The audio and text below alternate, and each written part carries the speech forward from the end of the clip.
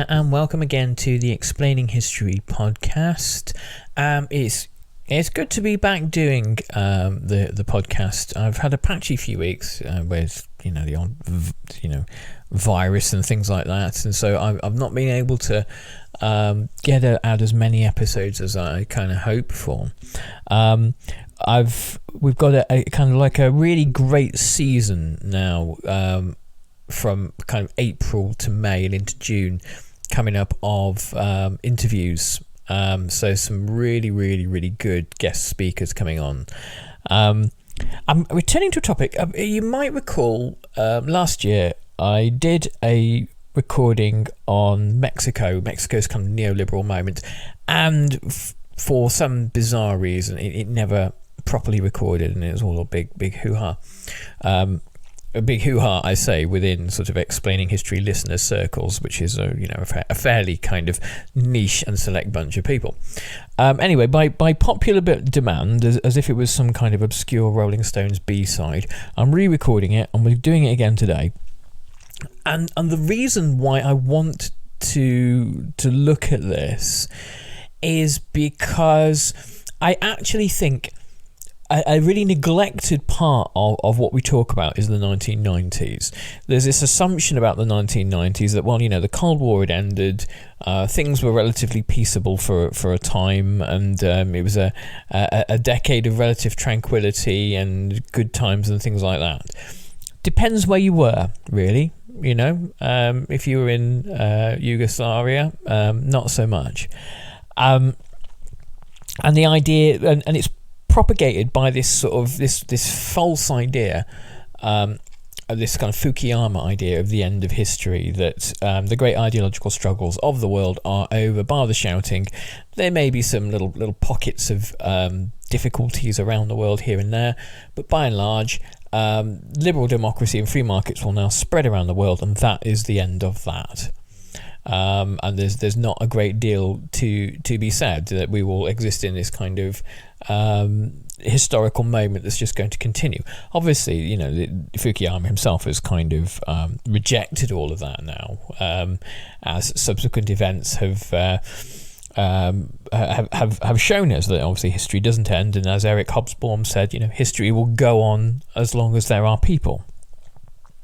But the reason why Mexico is important in this is Mexico represented, firstly, a kind of one of neoliberalism's great achievements in the kind of the drawing in of a what would have been seen as a developing economy into the orbit of kind of neoliberal economics. And then it was a kind of a key failure as neoliberalism kind of collapsed in Mexico. So we're going to read from False Dawn by John Gray, which is a great book. John Gray himself, really, really fascinating thinker, often sort of claimed by both left and right as a kind of a key figure, but I don't think really kind of fits neatly into either category. But anyway, worth a read. So John Gray writes, on the morning of the 20th of December 1994, one of the world's most ambitious free market experiments aborted. Just 3 weeks after his inauguration, President Ernesto Zedillo of Mexico announced a devaluation of the country's currency. American investors who placed their savings in funds managed by firms such as Fidelity, Scudder, Goldman Sachs and Salomon Brothers lost over $30 billion. On the Mexican stock market, there was an estimated loss of $70 million in the stock market worth of Mexican corporations. In addition, Mexico suffered a loss of somewhere between 250,000 and 1 million jobs by the end of 1995. Capital flight on an unknown scale, a leap in annual inflation to over 50%, a rise in the cost of mortgages and loans far in excess of the inflation rate, and as a consequence, a rash of business and bank failures with a threat of bankruptcy overshadowing some state governments. What collapsed on that day was more than the currency, it was an entire model of economic development. prior to the devaluation, the Mexican experiment was held up as something to be emulated in developing countries throughout the world. This, I believe, is what was really important about Mexico in the early 1990s. It was the idea that if neoliberalism could be exported to a developing country, not from the kind of the core of the world's economies where it had sort of incubated, but to somewhere like Mexico, then this would be a kind of a model to export virtually everywhere else. Obviously, in some developing economies, places like Chile, that was a kind of laboratory for neoliberalism under General Pinochet, done with extraordinary violence, was an example of where it had been tried before, with fairly kind of disastrous economic effects. John Gray writes, anyway, animated by the Washington Consensus, the dogma that minimum government and free markets are achievable and desirable throughout the world, transnational organisations had attempted to implant in Mexico a variant of the American free market. A similar project was attempted in Thatcherite Britain and in Labour-governed New Zealand in the 1980s. In each case, despite major differences between these countries, the results were similar. The experiments were at best only very partial successes, but they wrought irreversible change on their societies. A global single market is very much a late 20th century political project. It is good to remind ourselves of this and to make an important distinction. This political project is far more transient than the globalisation of economic and cultural life that began in Europe in the early modern period from the 15th century onwards, and is set to advance for centuries. For humankind at the close of the modern period, globalisation is an historical fate.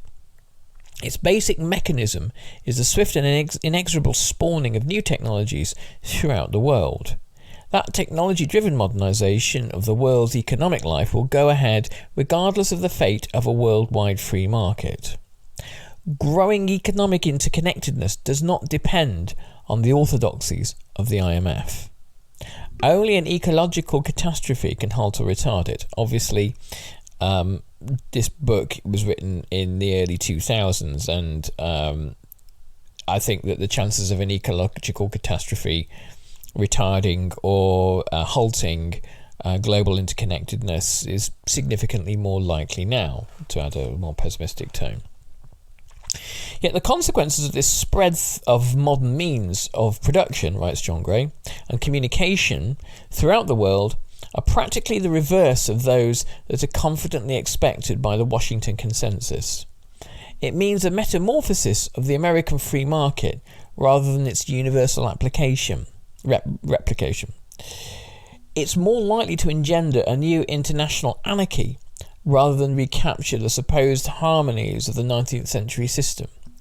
And it permits the appearance of new types of capitalism, most of which differ sharply from the free market.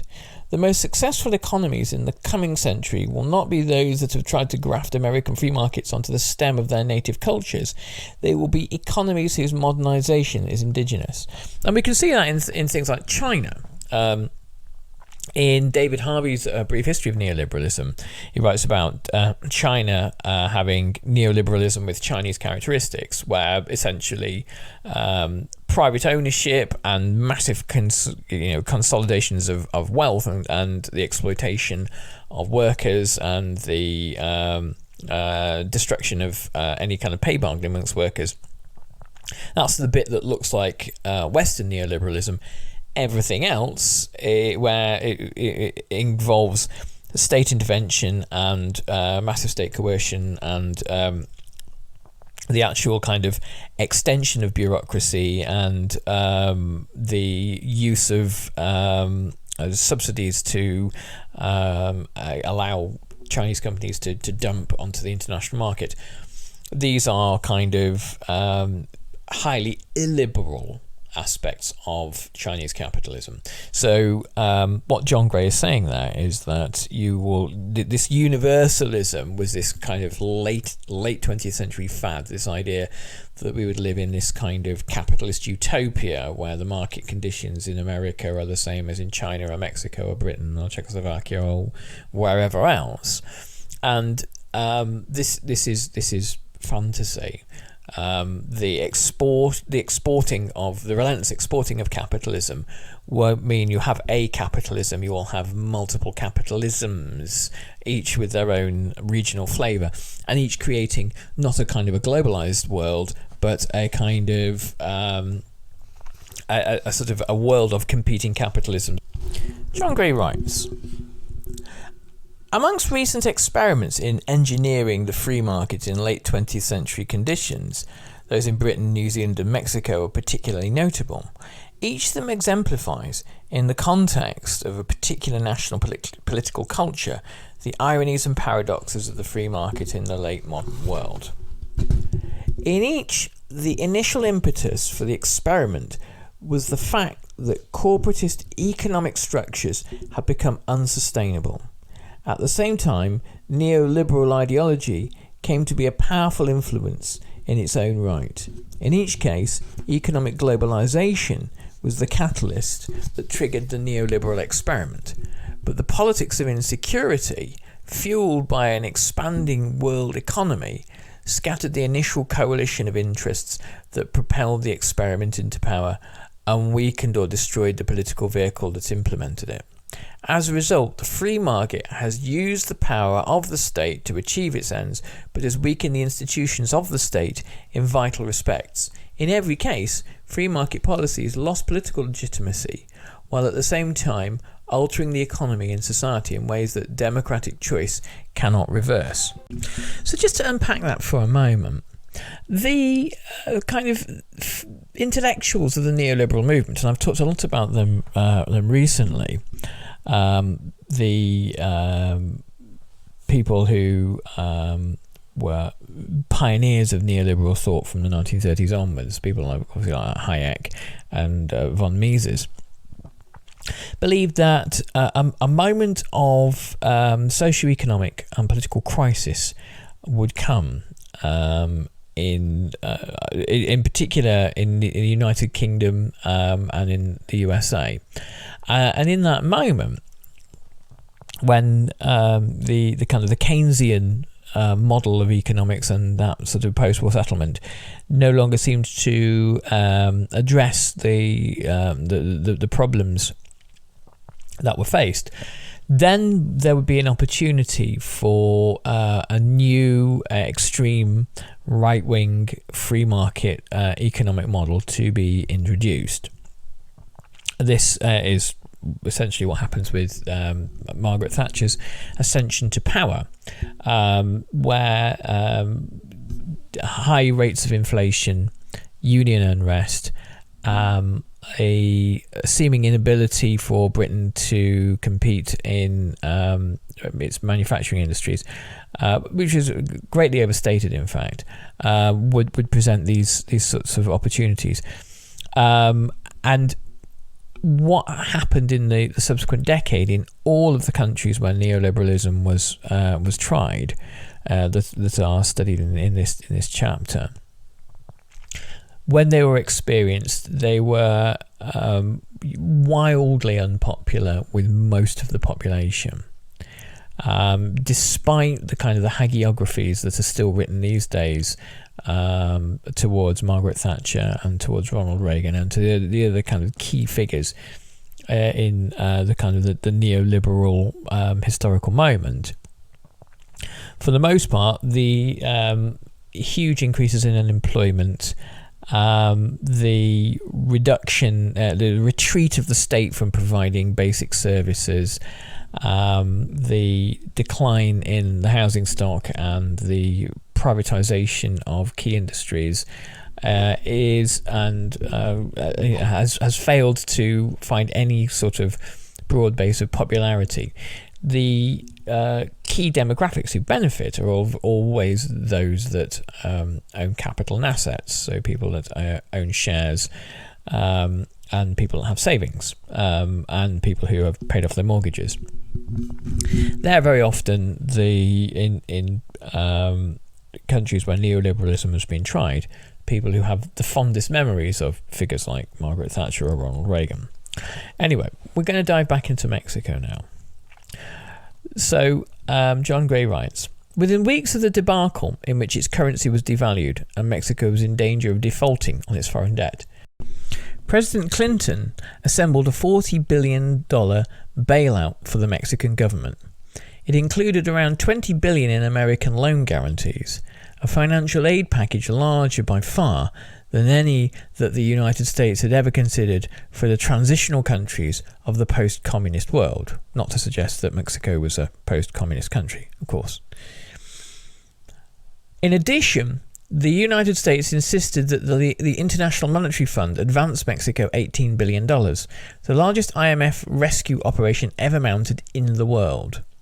In January 1997, President Clinton hailed the bailout as an unprecedented success. On the 15th of January 1997, Mexico paid back the remaining portion of the emergency loan of $12.5 billion it had received in February 1995. At the same time, Mexican Finance Minister Mr. Guillermo Ortiz announced that Mexico was negotiating a new 3-year borrowing program with the IMF. The reasons for the huge and uncharacteristically expeditious American commitment put together by President Clinton in January 1995 were fourfold. In the first place, it was considered necessary to prevent the tequila effect of stock market crashes and financial crises reaching beyond Latin America to Eastern Europe and Southeast Asia. Assisting Mexico was perceived to be vital in order to defuse a serious risk to the world's financial institutions. Second, the bailout may have forestalled substantial further losses by Americans whose pension savings had been invested in Mexico. It thereby limited the damage to American firms such as Salomon Brothers. Third, the salvage operation was judged to be unavoidable if deepening political instability in Mexico was to be prevented. Because President Clinton had staked his political fortunes on the success of NAFTA, the North American Free Trade Agreement signed between the US and Mexico in 1992, political upheaval in Mexico posed a major threat to his prospects in the 1996 presidential campaign. Mexico had an enormous strategic importance to the United States. According to the US Commerce Department, 1 year after the ratification of NAFTA, Mexico had become one of America's 3 largest trading partners, standing somewhere between Canada and Japan. It bought as many American goods as Russia, China, and most of Europe put together. One of the things that neoliberalism had done in Mexico during the kind of the years of the neoliberal experiment there was to turn up social pressures within Mexico. The immiseration of Mexican farmers, the expansion of Mexican cities, the growth of slums, and the cut in welfare programs and all this kind of thing led to a sense that Mexico was not as politically stable as it once had been. John Gray writes, Mexico had long been viewed from the north as a Latin American country of unique political stability. Of course, perceptions from the United States of South America in general did not tend to feature kind of ideas of political stability, and the general assumption is this: it was not from kind of the Mexican border all the way down to the tip of Argentina, where it was not a continent famed for its stability. The realities of that notwithstanding. It was a country of unique political stability in which nothing ever happened. The rebellion of Mayan indigenous peoples in Chiapas, which began on New Year's Day 1994, posed a question mark over this legend of Mexican quiescence. An economic meltdown in Mexico might be a catalyst for further revolts. It could trigger a rerun of the Latin American debt crisis of 1982, perhaps on a larger and less controllable scale. A full-scale political collapse in Mexico would have incalculable implications for the USA.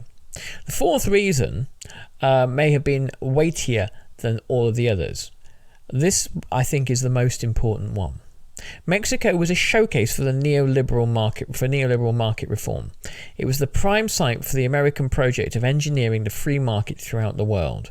Since the early 1980s, it had a political elite obedient to the transnational financial organizations in which the American free market doctrines were institutionalized. Acting under the auspices of the International Monetary Fund, the government of Miguel de la Madrid from 1982 to 88 had launched a neoliberal austerity program of reduced government expenditure, wage and price controls and privatization. You find this throughout the developing world in the 1980s. This economic orthodoxy, known as part of what we was referred to as kind of the Washington Consensus, this idea that in order for countries to sort of balance their books and to budget responsibly, countries that needed to have, for example, IMF loans, had to pay those loans back, and they had to pay them back at the cost of cuts to social programs. There's a brilliant moment at the very beginning of Debt, the First 5,000 Years by David Graeber, when he's talking to an economist about debt, and about somebody saying, this economist essentially saying that all debts had to be paid back. And he makes the point that when Madagascar was loaned money by the IMF and forced to pay it back, it did it at the cost of cutting free healthcare, which led to the deaths of 20,000 children from malaria. And he challenged this economist on the morality of the repayment of debt. And the whole book is this kind of debate about where our ideas about debt and morality come from in the first place. It's a very, very, very, very excellent read, by the way. And so austerity, as kind of particularly Great Britain has discovered since 2010, has been for that throughout the history of neoliberalism an integral part. The kind of the shrinking of the public realm, the shrinking of public expenditure, which is believed in neoliberal philosophy to crowd out private enterprise and crowd out the kind of the effective workings of free markets, and also to place oppressive burdens of taxation on freeborn citizens and all that sort of stuff. It's really a way of shifting the burden of provision of services onto individuals to pay for, whereas once something might have been free at the point of use through taxation, then it becomes something one has to pay for from one's own income.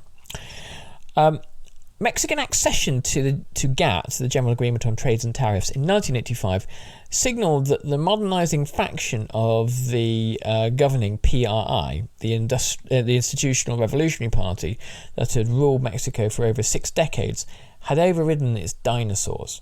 There are countless examples of revolutionary parties or parties of the left or the centre-left by the 60s, 70s and 80s, abandoning many of the kind of the articles of faith, and embracing the kind of the Washington Consensus.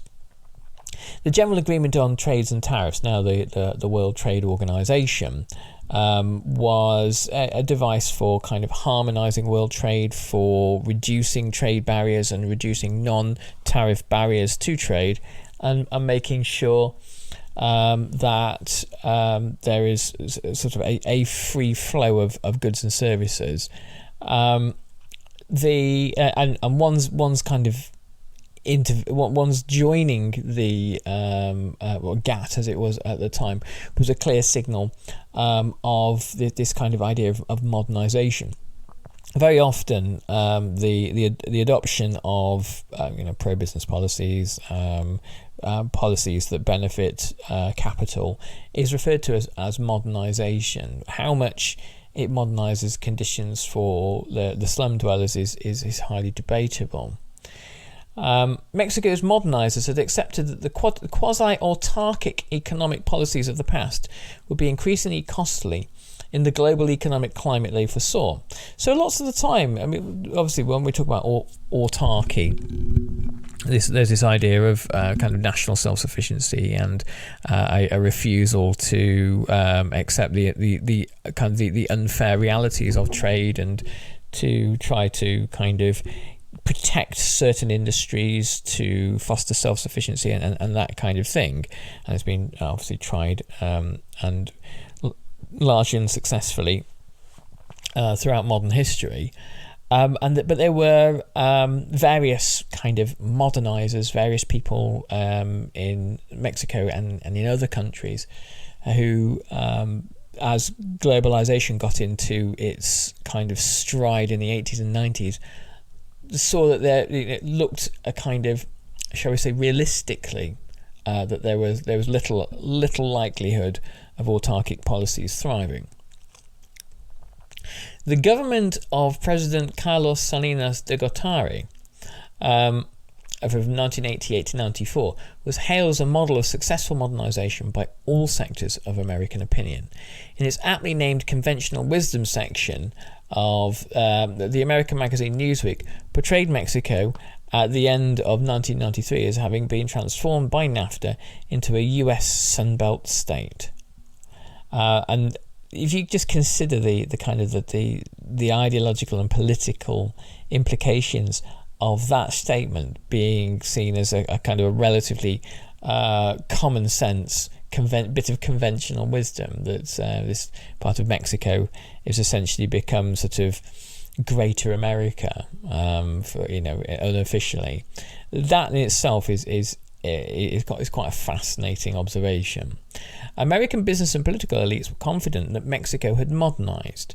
It did not occur to them that the economic modernization for Mexico could mean anything other than the assimilation into American business culture. That the Mexican bourgeoisie and Mexican capital become little American clones. They saw the devaluation crisis of 1994 as a temporary setback in the coupling of two countries under an American free market regime. Mexico became a neoliberal experiment that could not be allowed to fail. In setting aside generations of nationalism and protectionism in Mexico for a free trade agreement with the United States, the Salinas government was not only recognizing the reality that Mexico's semi-autarky had become unsustainable, in staking its own political fortunes on a wager that the neoliberal model of economic development was workable in Mexico, it was also gambling with Mexico's political stability. The quintessentially absurd notion that a country which, in the words of one of Mexico's most acute political thinkers, was radically, substantively and ferociously different from the United States, could be in less than a decade modernized on an American model, has become accepted as an established fact. So here we have, and we see this throughout the 20th century, the kind of the triumph of fantasy over reality. And in some ways that's a kind of one of ideology's defining features, the kind of the conquest of reality by magical thinking. Mexico's was and is and always has been a radically different country in terms of its political culture, its economy, the way in which its elites and its people see the world. It's been a radically different country to America because it has had a radically different historical journey to America, which seems trite and seems obvious. But when you're attempting to export a quite a recent political and economic model that is gestated in America into Mexico, and hoping that will take hold, and hoping that will lead to a kind of like a transnational transformation in ideas and ethos and attitude, particularly as it regards not just the workings of politics, but the structure of society, how people live, how things are paid for, how goods are provided, how basic needs are met, and that will happen without anybody becoming particularly upset about that. Again, this is a kind of an evangelism. It is sort of trying to export capitalism with almost kind of like a missionary sort of zeal. Not to suggest, obviously, Mexico didn't have capitalism, but it has its own kind of variant of it. According to one account, writes John Gray, newly established Mexican branches of the American video store Blockbusters shelved American films along with Mexican films. Only Latin American and European films were categorized as foreign, neatly capturing the American belief that Mexico and the United States had, for all practical and cultural purposes, fused into one. The political risks of neoliberal economic reform cannot be perceived by those who imagine that the institutions of the free market and democratic government operate in a natural equilibrium. Hardly glimpsed in the United States, these risks had long been understood by Mexico. They were clearly grasped by the principal architect of the free market in Mexico, President Carlos Salinas. In an interview published in late 1991, Salinas drew attention to the misguided linkage between economic restructuring, perestroika, and political liberalization, glasnost, in the reform program by President Gorbachev in the Soviet Union, implying that it may have been responsible for the Soviet collapse. Freedoms of what you call glasnost kind, of the glasnost kind, have existed for decades in Mexico. When you're introducing strong economic reform, you must make sure that you build political consensus around it. If you are at the same time introducing additional drastic political reform, you may end up with no reform at all. And we want to have reform, not a disintegrated country. These remarks may explain why until 1989, Salinas opposed the Free Trade Pact, which in February 1990 he announced he would seek with the United States. Evidently, Salinas had understood well the political risks of the market reform in Mexico, and his American mentors had not. Okay, so there we're going to leave it today. I'm really glad that we managed to kind of actually talk about Mexico, and there's a bunch of stuff I want to say on the subject going forward. So I'll leave you there. I'm away next week, and then the week after we'll be getting into some of the interviews that we have lined up for you in the coming months. Anyway, thanks so much for listening, and thanks everyone for your ongoing support. We've been doing this podcast for a long time now, and so it's always really grateful when I hear from people and they find that the podcast is useful for them. Take good care, everyone. All the best. Bye-bye.